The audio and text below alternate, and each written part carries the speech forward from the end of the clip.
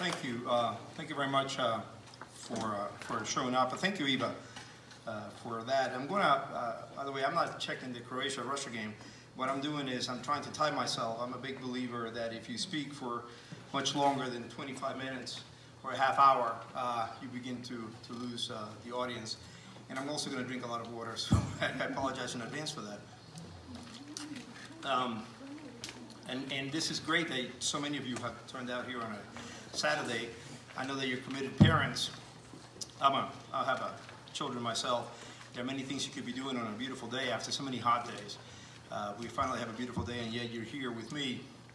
So I'm very humbled by that. But I'm also very happy to be here to speak with fellow Americans who are, like me, worried about the kind of nation that will leave their children. And what kind of nation our children will inherit. And I think it's because you're parents that you have taken an interest in this. So first, I will tell you what I will not say. I'm not going to talk about the school system or what to do with your local politicians, because I have communicated with many of you, and I know how well you know this issue better than I do. And I talk to a lot of Chinese American leaders across the country, and they know these things much better than I do. I'm not a politician. I do policy. I do research policy, as Eva said.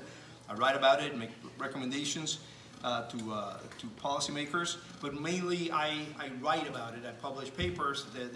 There are copies of one of my most recent paper published last week with Hans von Spakovsky on this issue. And what this paper recommends, it's about 6,000 words, so maybe it's a bit too much, but it's that we should get rid of groups based on ethnicity, and that we should get rid of, the government should be out of the business of handing out privileges and benefits on the basis of race. That is, as I said to Fox in Baltimore a couple of days ago, the government should not be doing this in the year of 2018.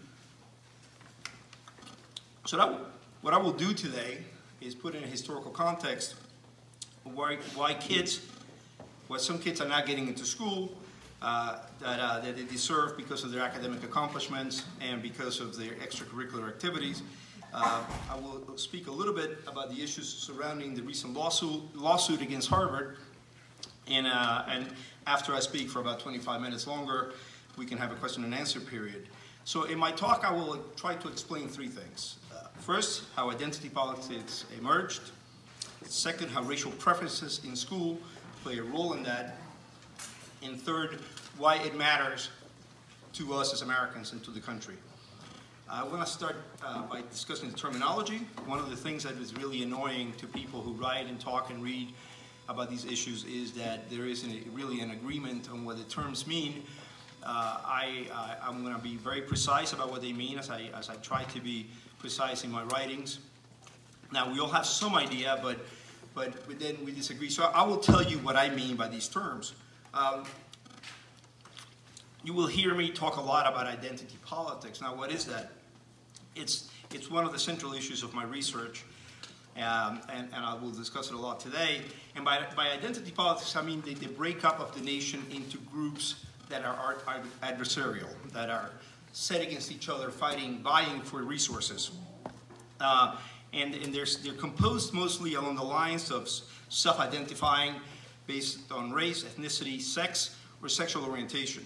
America, like any other nation since biblical time, is composed of many different tribes, but we have all had something together. These tribes all have a sense of shared destiny, and that is what I worry about, that could be breaking up.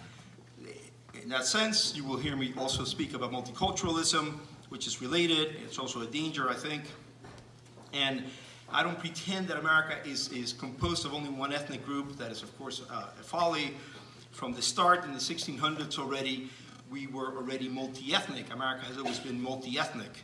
The difference today is that some people want to pretend that we don't have a single unifying culture, but we have many competing ones, and the only thing that unites us is respect for each other's difference.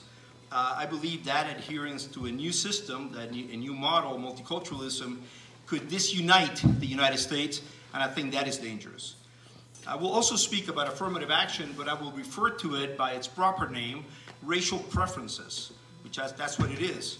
And by that I mean how government gives benefits and privileges to members of some identity groups and not others. You may be mostly concerned about identity politics, about racial preferences in admissions to K through 12 or university, but it happens at all levels. It happens by loans to small businesses. It happens in employment. It happens throughout America.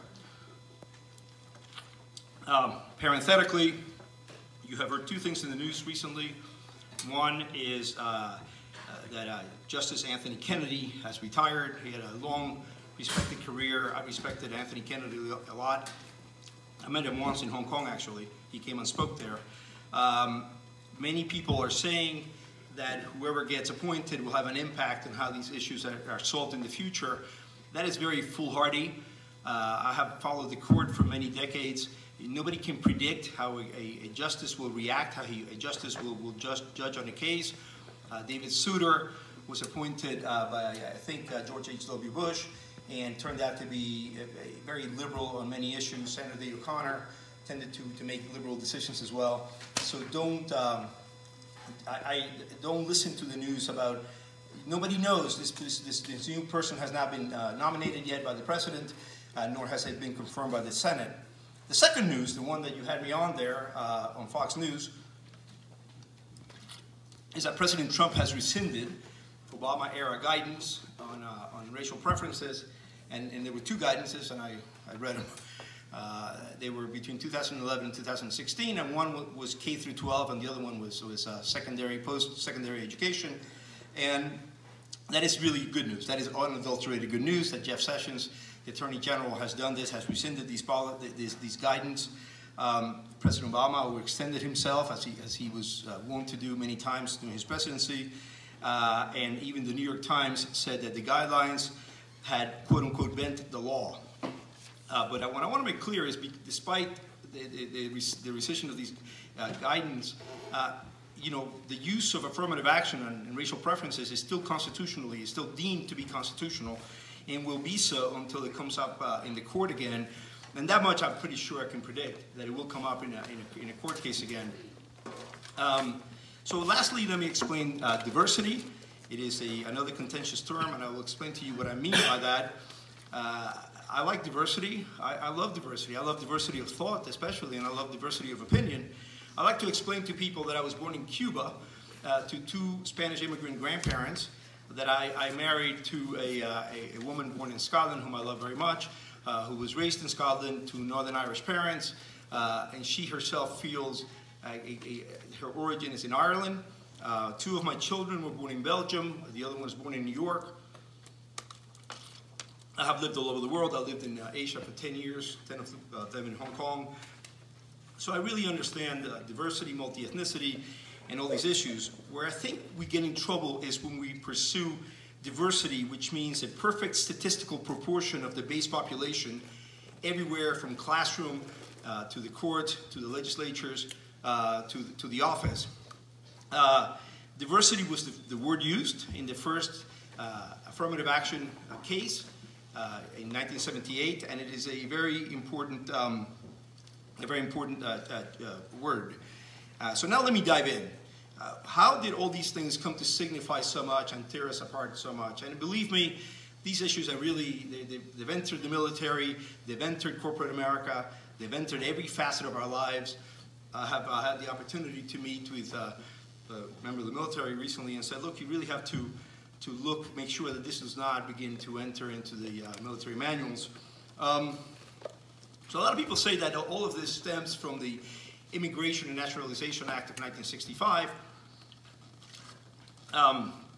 As many of you will know, in 1924, immigration was severely restricted by law. Many immigrants had come through Ellis Island starting in the 1890s, in 1890 actually. So for 25 years, we had millions of immigrants, and there was a nativist backlash. Immigration was shut off, and the number was severely limited of people who could immigrate. The Sicilians, the Poles, the Greeks, the Syrians, the Armenians, the East Europeans, Jews, Russians. That was severely restricted, and as you know very well, probably Chinese and Koreans and Japanese could not come at all as a result of laws and agreements that were passed. I believe there was an agreement between Teddy Roosevelt and the Emperor of Japan that also restricted the immigration, actually just completely shut it down from these countries and restricted, limited from Eastern Europe and Southern Europe. So this law did have an impact, the Naturalization Law of 1965. But I think, and I will argue today, that it was the two other acts, the Civil Rights Act of '64 and the Voting Rights Act of '65, were far more important to the formation of identity politics, not to immigration, which I really have very little to say about, but to the formation of identity politics. And the way that these two acts were twisted was what was the result of that is what we're seeing today. Now, these two acts, I have to always emphasize, were really necessary, and they were beautiful. They were beautiful acts. Many of our co-citizens, Americans of African descent, were denied their rights, were denied their rights to vote, were denied their rights to even ride in the front of the bus, eat in the lunch counter of their choice. They were denied from participating in society, and they were and having the equal opportunity. So these acts were necessary. So these two acts, the Voting Rights Act and the Civil Rights Act, were enacted to correct all these wrongs, to finish the work that Lincoln had begun with the Emancipation Proclamation and the Civil War itself. And one of the most beautiful things about this period, and I read about it a lot, is that it sought a colorblind society. It sought colorblind justice. As the Reverend Martin Luther King, MLK, who is really kind of one of the founding fathers, even though he was not of the generation of 1776, as he said on the steps of the Lincoln Memorial on the Mall in 1963, quote, "I have a dream that my 4 little children will one day live in a nation where they will not be judged by the color of their skin, but by the content of their character." All of that was betrayed, in my opinion, and that quote must be of some kind of bitter irony to you, given what is happening in Harvard and Princeton and the other Ivy League schools. You're nodding your head. You agree. I will come back to this quote. Now, I believe that that promise was betrayed within a handful of years after the act were passed. The vision that won was not the vision of MLK, but rather the separatist model that was an act that was really the thoughts of Malcolm X, especially in his early years. So the belief that won was that ending separate treatment and enacting colorblind laws and regulations should not be the goals of the civil rights movement. This was based on a separate ideology. This vision contended that members of groups that had been repressed were incapable of success by assimilating into society. It was held that they could not assimilate, and above all, that they should not choose to assimilate. If they did assimilate as individuals, they would only perpetuate a bad American system, a system that had to be destroyed. The champions of this vision argued that the American system, the American way of life, had been rotten from the start and had to be replaced with something entirely different. All of American society had to be dismantled and changed completely. Many of your children, when they take AP, and I know they will, APUSH, they will read, because I know that, because I know from personal experience, they will read Howard Zinn, a historian. Look for that, Howard Zinn, Z-I-N-N. It's taught every day. It's the best-selling book in Amazon on American politics, American history, and that's exactly what he teaches, that all of this is very corrupt. And by the way, that was very bad, very shoddy scholarship that Howard Zinn practiced. So according to the purveyors of this vision, this struggle could also not be left only to African Americans, but instead other collectivities, other collectives had to be created, which had to be constructed on the basis of self-identity, and generally centered on race, ethnicity, and sex. And that's when the term minority began to refer especially to oppressed groups, including racial and ethnic groups, as well as women. Now, it may come as a surprise to you that minorities had not been used that way until mid-century. If you look at an American dictionary in the 40s and 50s, it talks about minorities in terms of political minorities.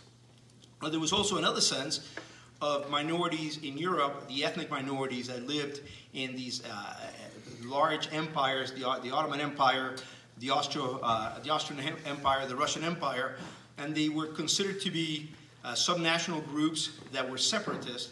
And in fact, most of American people who commented on this were quite negative about this separatism and this rise of nationalism. But the term minority, as we know it, only started being used in the American dictionaries in the 60s. So all these groups were added on the basis of self-identity. Later, we've added other groups like the physically handicapped, members of one religion only, which is Islam. It's the religion that is seen as oppressed. So that is one of the members of the oppressed groups. And they all were deemed to be subservient to and marginalized by mainstream society. Now, the members of these groups had to accept their status as marginalized in society, had to recognize their victimhood, and that victimhood entitled them to government help. Now, that's not how I see myself, whatever, and I imagine that many of you are aspiring to that status, and who would ever aspire to that? So that gave to the identity politics of today. It held that individuals that are disadvantaged must compete collectively, not as individuals.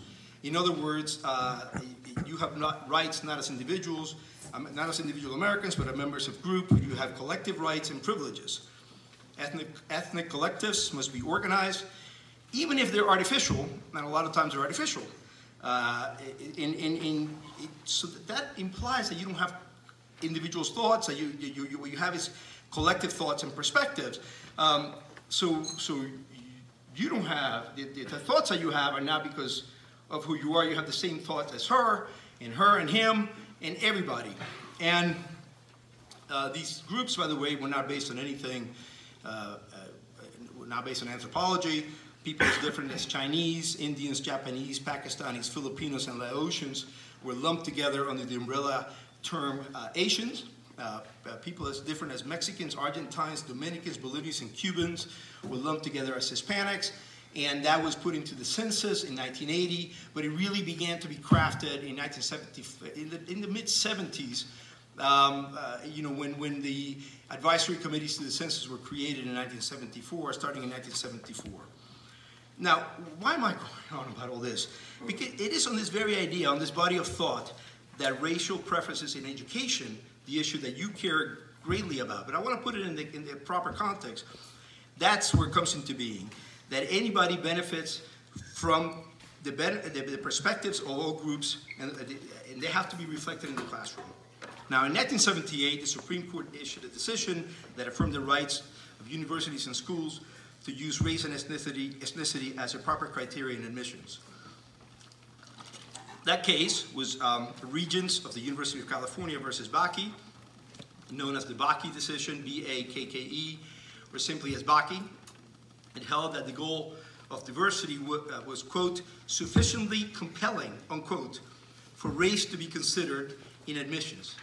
Even more striking than that was the conclusion in 2003, Grutter versus Bollinger, where the court determined that, quote, educational benefits that flow from an ethnically diverse student body, unquote, represented a, quote, compelling state interest that justified the use of race in admissions. Now, that Bollinger today is Lee Bollinger, the president of Columbia. He was then in Michigan, and when I was in Hong Kong, I was a member of the Columbia Alumni Club, and he came, and I was invited, and we were seated next to, I was seated next to him at dinner, and we spent the whole night arguing.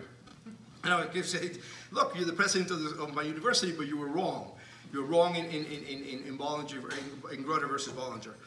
So that phrase, educational benefits that flow from an ethnically diverse student body, that is nothing but benign, right? As American as apple pie. No, I want to tell you that when you analyze it, when you consider its impact, it contains some implications that are troubling, and you shouldn't just blithely accept this as mother's love and apple pie. This concept is behind why some children are kept out of the schools when their grades and achievements qualify them for admission, but it is also very unfair to the children who are accepted, in whose name racial preferences and affirmative action are practiced. Let's turn to the concept of a diverse student body and what it means to a group that amounts for only 5.6% of the population. such as, for example, Asian Americans. When what you seek is diversity, diversity in education for diversity's sake, then the proportion of the Asian student body in a given class cannot stray too far from 5.6. An Asian student body population of over 50% at UC San Diego and UC Irvine is not very diverse, nor would an Asian population at Harvard at 43% be very diverse.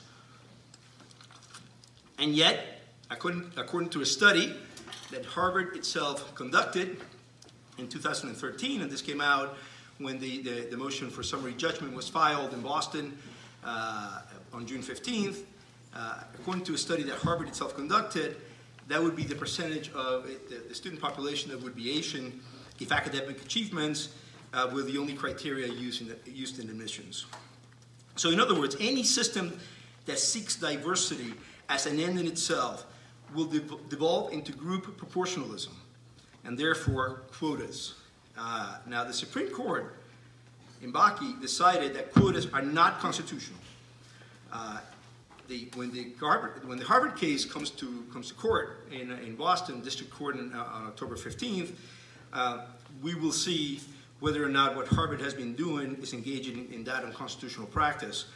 The case will be very likely to end up in the Supreme Court, where a new justice replacing Anthony Kennedy will be sitting. If you have read the case, and I have written about it a lot, and Kenny Xu has put out some of the copies of my articles for the Hill newspaper on this issue, it becomes very clear that, in my mind, Harvard was gaming the system to obtain quotas by another name. Now, this has happened before. In the 1920s, Harvard equally did not want to allow in many Jews. The president of Harvard at the time, I believe his name was Abbott Lowell, he recognized that saying we're going to have a quota for Jews would not be a very good look. So he said this: let's look for qualities that are most associated with Gentiles and grant admission based on those qualities.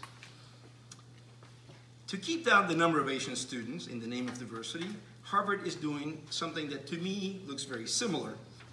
It is impossible to game the system when it comes to academic achievements or extracurricular activities. After all, people have the GPA that they have the SAT score that they have the number of AP courses that they have passed.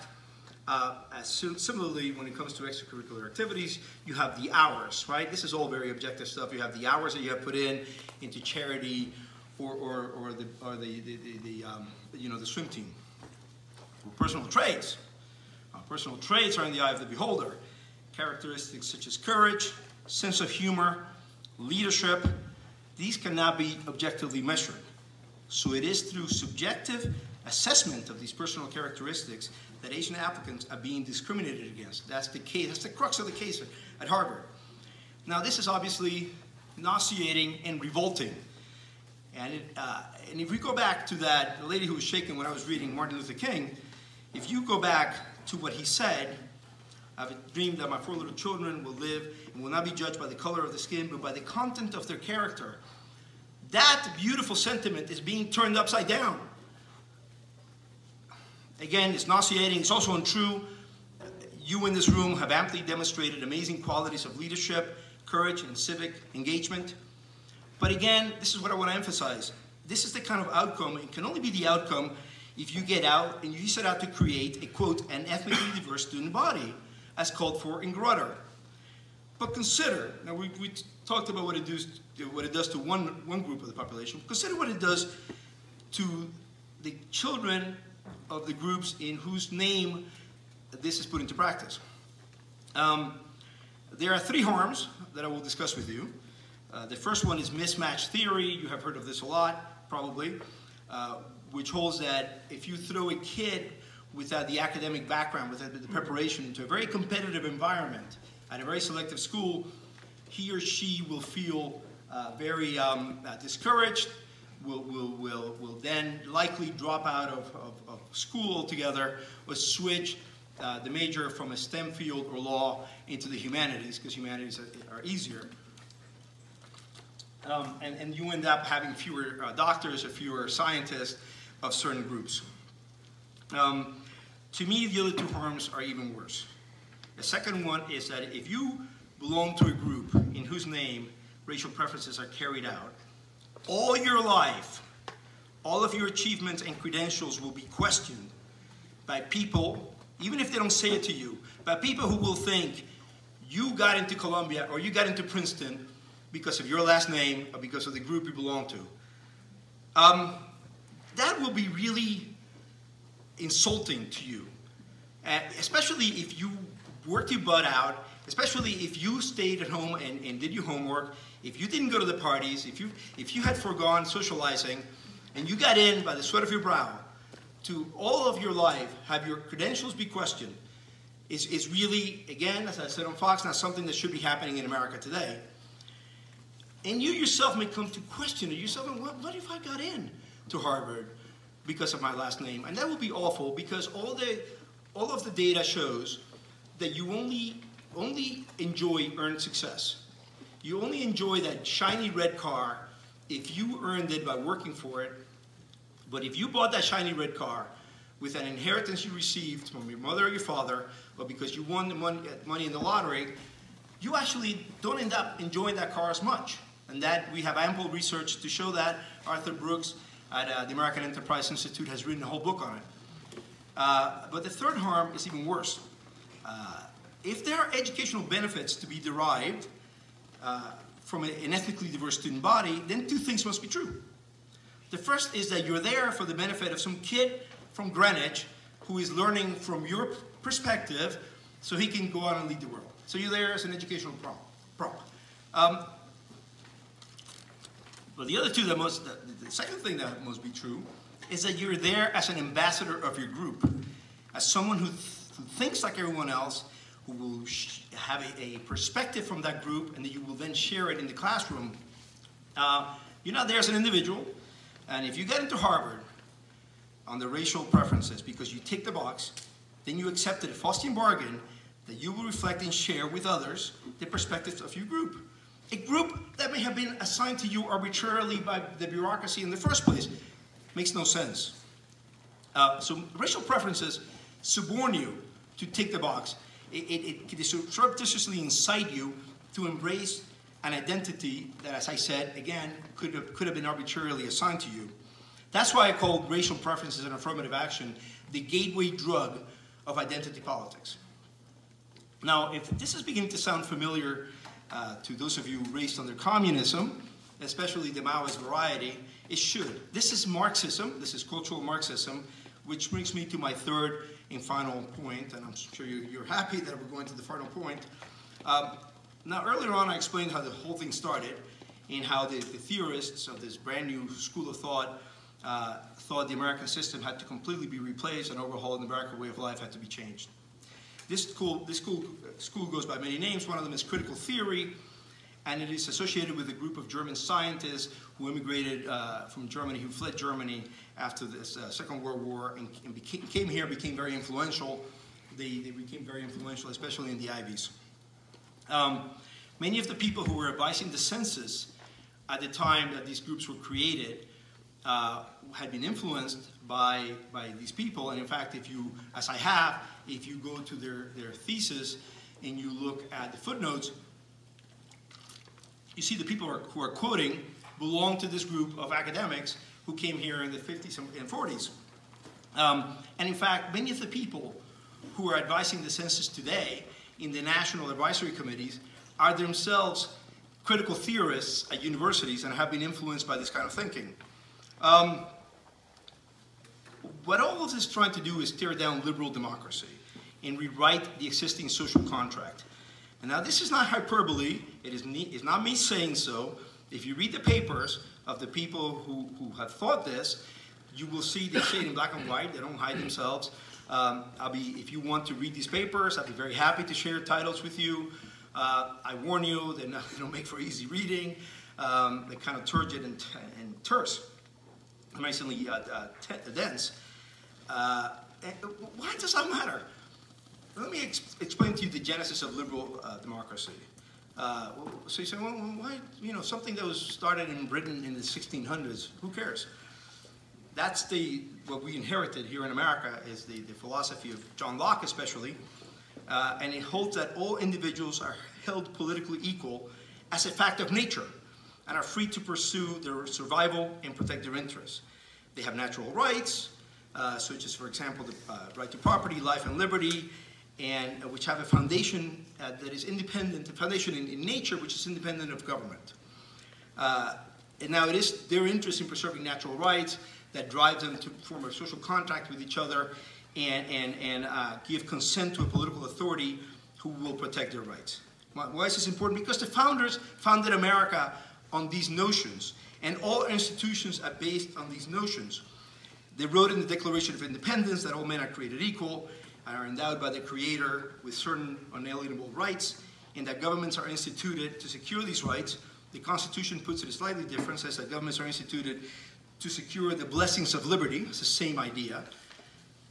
What the proponents of identity politics want to do is almost the exact opposite. They want to change the system, and then what they say is that this system, liberal democracy, they say this, cannot address the structural marginalization of members of groups that are discriminated against. And I don't impugn people's motives. I come at it, okay, convince me. Let me read what you're saying and trying to convince me. So they say that that supposedly neutral individual of liberal democracy, that supposedly neutral individual that John Locke thought of, is actually a white, male, and heterosexual, and that attempts to apply those norms of liberal democracy, of equality, will risk demanding that members who are not male or white or heterosexual have to conform to the identity of the oppressor. Let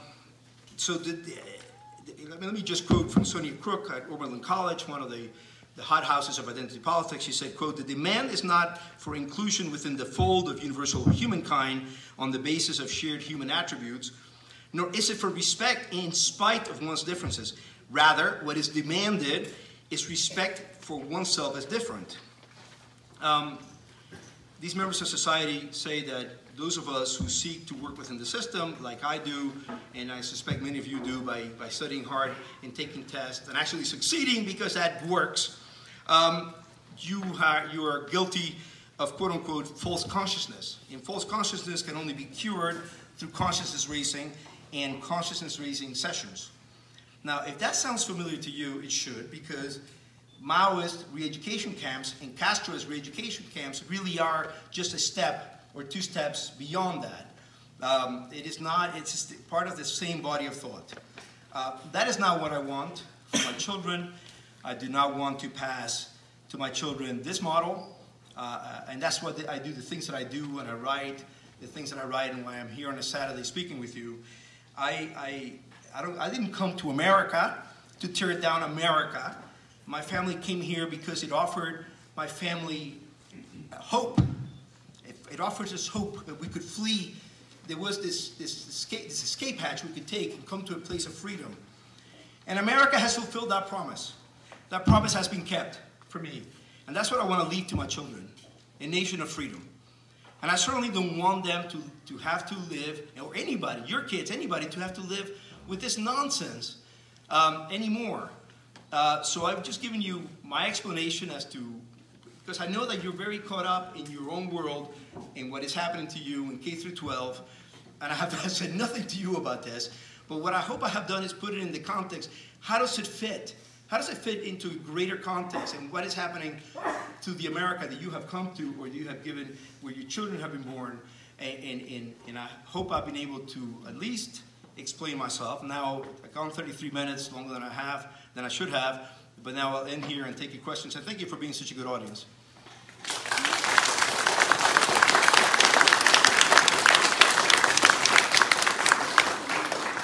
Eva, how do you want to do this? You want to pick questions, or you want me to do it myself?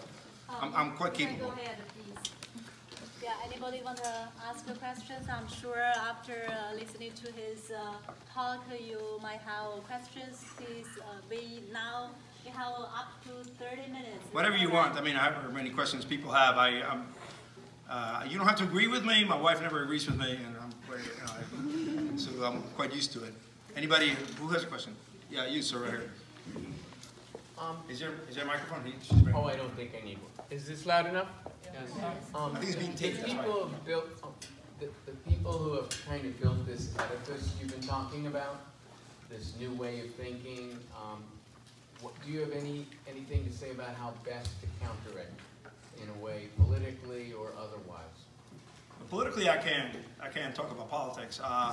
Policy, I've made myself very clear that we have to get race out of the census. We have to get away from these groups. You know, you're Americans. You know, you may have been born, you're Americans. You know, even if you were not born here, if you're naturalized, to me, you're Americans. And into the law, you're Americans. So get out of, get these groups out of the census, get these groups out of surveys, get rid of these groups. It is perfectly reasonable to ask objective questions like we used to ask before. You know, where were you born? What language do you speak at home? In fact, there was an argument in 1970 with Konrad Tauber, and I forget Roberto Gnizda, I think it was a member of MALDEF, in which he said, well, you're not counting Mexican Americans right. And he said, well, here I'll tell you what I'm counting. I'm counting people who have these last names, and I'm counting people who were born in Mexico, and I'm counting what language they speak at home. And this was done in 5 southwestern states. And what the proponents of identity politics said, no. We want you to get away from these objective measurements, and we want you to count on self-identity. And as I explained to people, if you put on a pith helmet and you want to find the mouth of the Yellow River of identity politics, you come at this moment. Because what they wanted was self-identity. They wanted the census and the government to measure self-identity. And then, after the identity group was created, teach them to identify that way. So I think that is not by all means the only thing we have to do. But we need to get started there. And I will leave it this way. I often say, identity politics, is it like a forest fire in which you don't care how it was started by a cigarette that was not put out correctly or a picnic table? Or is it more like a factory poisoning a river, where the first thing you do is you shut down the factory, and then you clean out the river, and you clean out the algae, and you clean out the fish? And I think identity politics is more the latter. You get the government out of it, and then you start doing many other things, but we need to shut down the factory. Right there, ma'am. Yeah, in the red. I think there's a microphone.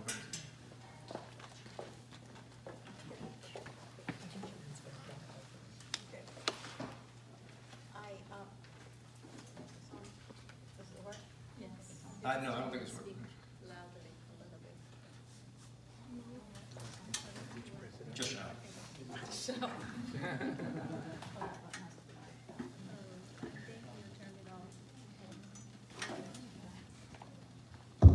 There you go. I would like you to explain something that I do not know. I agree with what you're saying about the census. Could you tell me exactly who decides what gets put on the census? I know there's lots of discussion of what should and should not be in. Who decides that? Because I have no idea. I did work once as a numerator going door to door. Oh, did you? Yes. Thank you. I have a 3-letter answer, OMB, the Office of Management and Budget. It has been given to them because of the Paperwork Act. They decide what gets into the census. It was OMB Directive number 15 in 1977 that said, these are the groups. These are the groups, and these groups are going to be the groups for all of America. And we, in my field, have always called it the ethno-racial Pentagon, because it's got a catchy phrase to it. But it's no longer a Pentagon because Pacific Islanders and Hawaiians broke off in 1997, and in the 2000 census, it is now really more of a hexagon. There was Obama wanted to create yet one more group for Middle East, North Africa. I argued strenuously against this idea, and my opinion is so far winning. You never know, right? The founder of the Heritage Foundation, Ed Fulmer, always says, in Washington there are no permanent victories, no permanent defeats.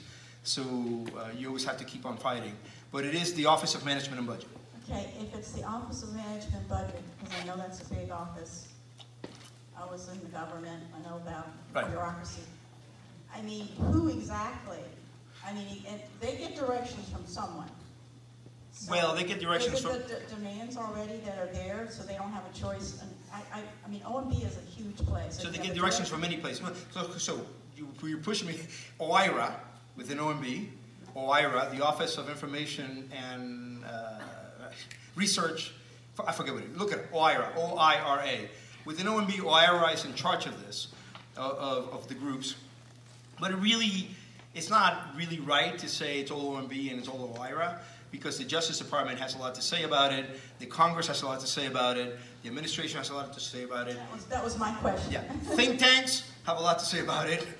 So we live in a democracy where there's an exchange of ideas, and obviously on the other side you have the National Advisory Committees, which have a huge sway. It's completely taken over by leftist groups, and they have a lot to say about what happens.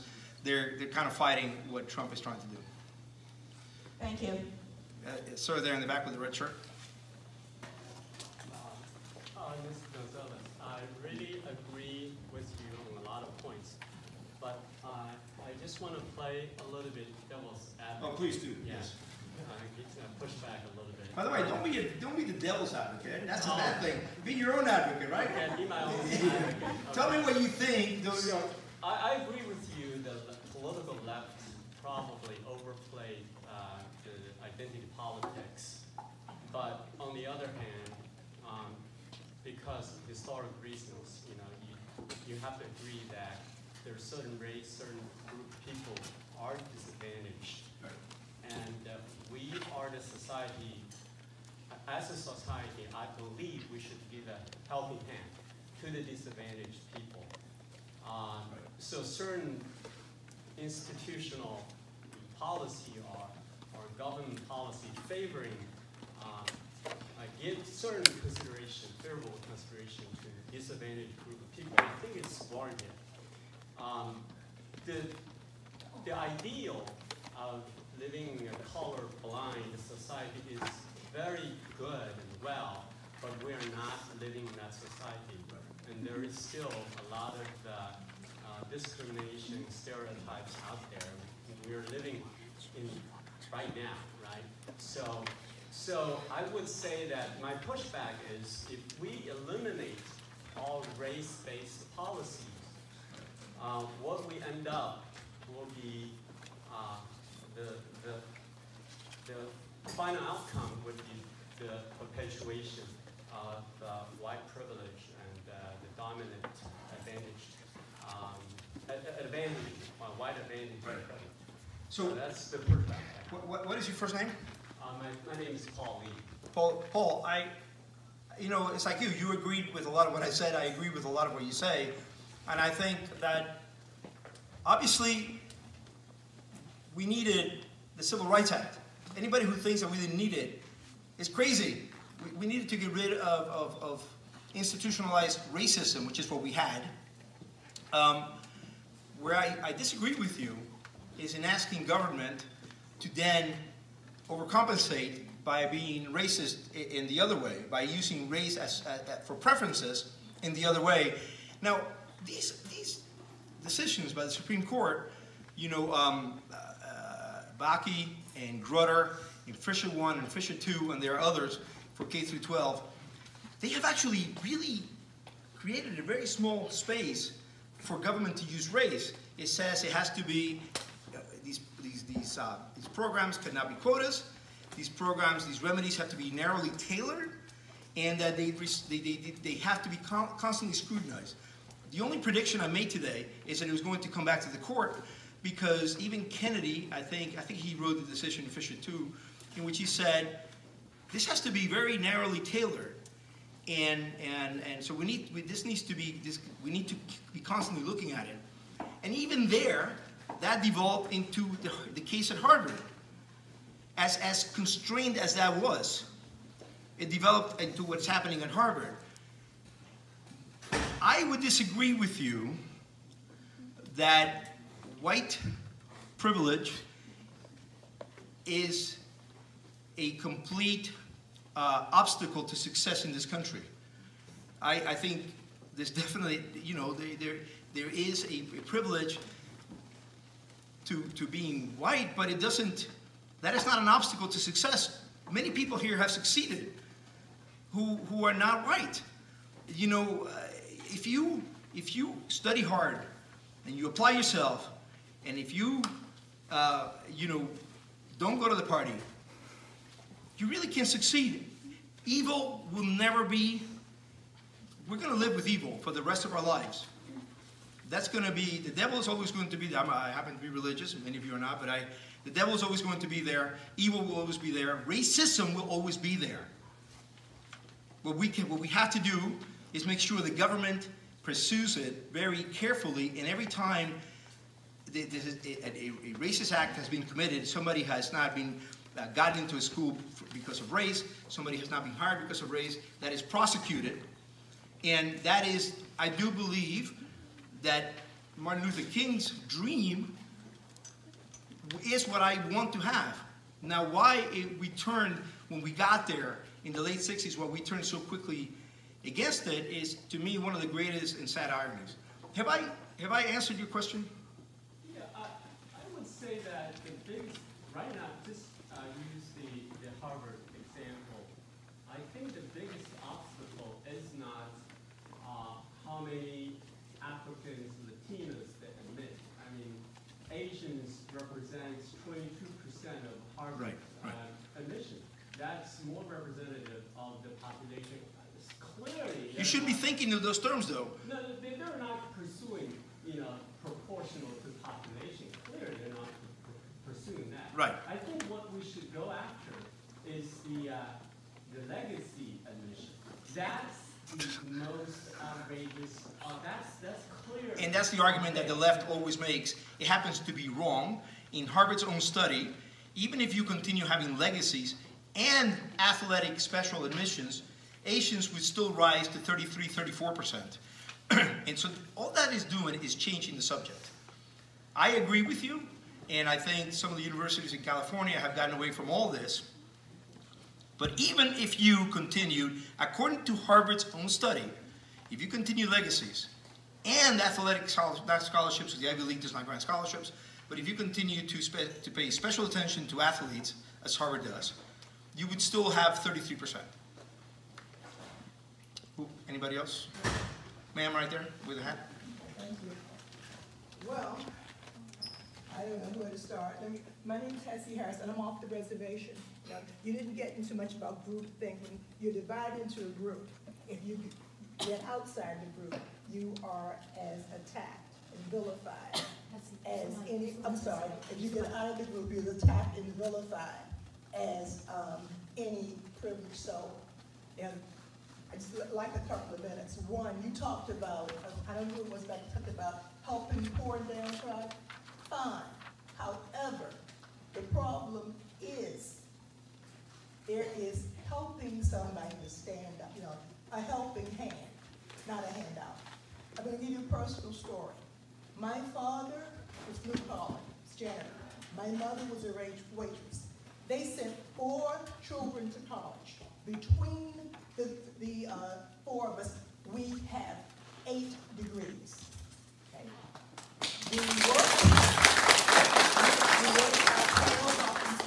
We worked during the summer. We worked part-time while we were in school.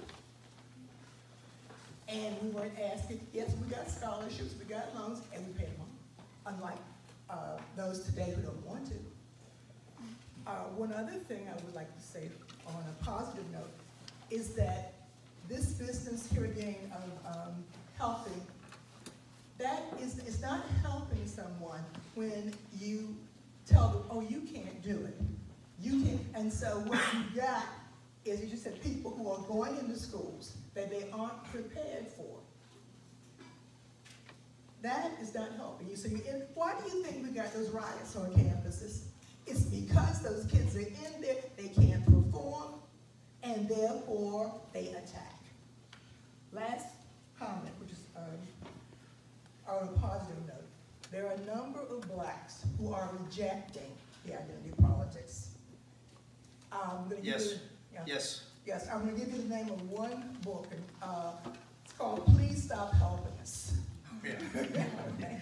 And Jason, right? Yes, Jason. Yeah, Jason and I were colleagues at the Wall Street Journal. Right, exactly. And what he's saying talks about in there is how whites